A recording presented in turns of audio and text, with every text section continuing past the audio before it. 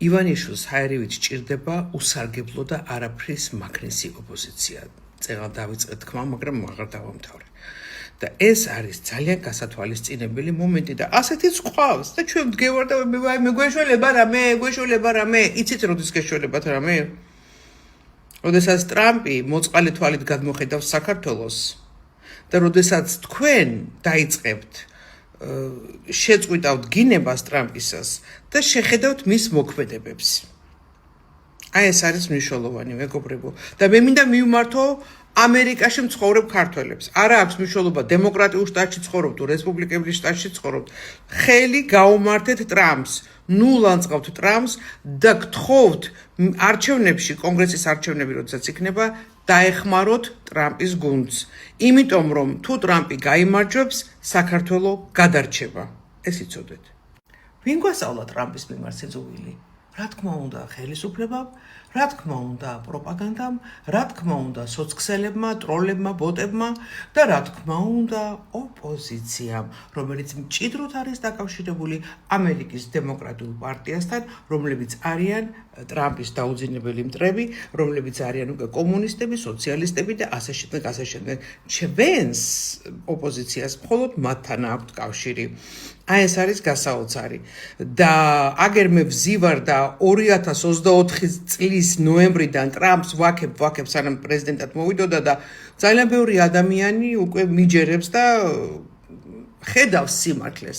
მეგობრებო, სიმართლე დევს ლაივებში. ამას ვიძახი და სულ ვიტყვი. უსმინეთ ლაივებს, რას ამობს ეს კაცი? კი, ეს კაცი ერთს ამობს, მეორეს აკეთებს, მესამეს აკეთებს, მაგრამ დააკვირდით მოქმედებებს. ეს არის მთავარი.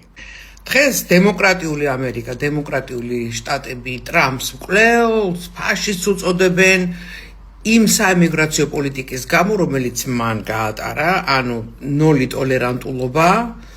თუმცა თავის დროზე ეს იყო ბარაკ ჰუსეინ ობამას პროექტიც და ასე დაიწყო მან, მაგრამ არ გამოუვიდა და ტრამპი რასაც ამბობს, იმას აკეთებს. ეს ტრამპი ისეთ როგორი კაცია, არ არის პოპულისტი, ურჩევნია გალანწყონ, გათათხონ, მაგრამ საქმეს მაინც გააკეთებს. აი ეს არის განსხვავება, იმიტომ რომ პოლიტიკოსი არ არის, ის არის საქმის გამკეთებელი. და ფაქტი სახეზეა.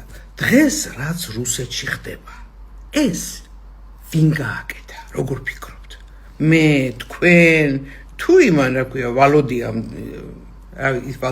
პუტინი კი არა ისე ვამბობ, ტრამპმა. ვანო ჯავახიშვილმა ზუსტად დაინახა რა ხდება ქვეყანაში და დაიწყო არა მხოლოდ მთავრობის ლანძღვა და ხელისუფლების, არამედ ოპოზიციის კრიტიკაც, მეგობრებო, რაც ივანიშვილისთვის ყველაზე საშიშია. იმიტომ რომ ახლა აღარ მინდა ამას ლაპარაკი რა. ამიტომ ჩემო ვანო, ჩემო საყვარელო, შენ ნუ გეშინია, შენ მთელი ამერიკა გიყურებს, ოღონდაც ამერიკა, ჩვენი ამერიკა, რესპუბლიკელების და დონალდ ტრამპის ამერიკა გიყურებს და ყველაფერი კარგად იქნება, შენ უნდა აუცილებლად დარჩე ეთერში, რამენაერად უნდა შევძლოთ ეს ამბავი ჩვენ. ახლა კი მივხედოთ ამერიკის ამბებს. ნუ, ფაუჩის ამბები გავიგეთ ამ მეგალომანიაკის ამაზე ახლა დროს აღარ დავხარჯავ, ჩემო კარგებო, კი, ყველა სრულიად მთელი დედამიწა გააბითურა ამ ავადმყოფმა კაცმა, რომელიც ერთ დროს იყო ბრწყინვალე მეცნიერი და ექიმი. მოგესალმებით, მეგობრებო, ყავა ასხია, სულ ცოტა, თორე ეს რო ვაკეთებ, მე იქცევა. მოკლედ, აბონცეციაშვილი კიდევ ერთხელ მოგესალმებათ, პატარა პაუზა ქონდა, მაგრამ არა უშავს. იცით რას მივხვდი ამ ხნის განმავლობაში და კაი ხანია რომ საქართველოში გინა იჯდე, გინა ვაშინგტონში და ამერიკაში იჯდე და გინა ბანგლადეშში, თუ არ გინა სიმართლის გაგება არ გაიგებ, ნუ ესეა თქვენი ტვინი მოწყობილი და ამას ძალიან დიდი შრომა მაქვს ჩადებული სუს და სუს საერთოდ რუსულ პროპაგანდას და ასე შემდეგ. გადახედეთ ამბები ჯის. სულ ცუდი ამბები, რომ თქვენ დაეთრგუნოთ, თქვენი გონება დაეთრგუნოს და ფოკუსი არ გააკეთოთ კარგ ამბავზე ან სიმართლეზე. ნუ მოკლედ ამაზე კიდე ცალკე შემიძლია ვისაუბრო.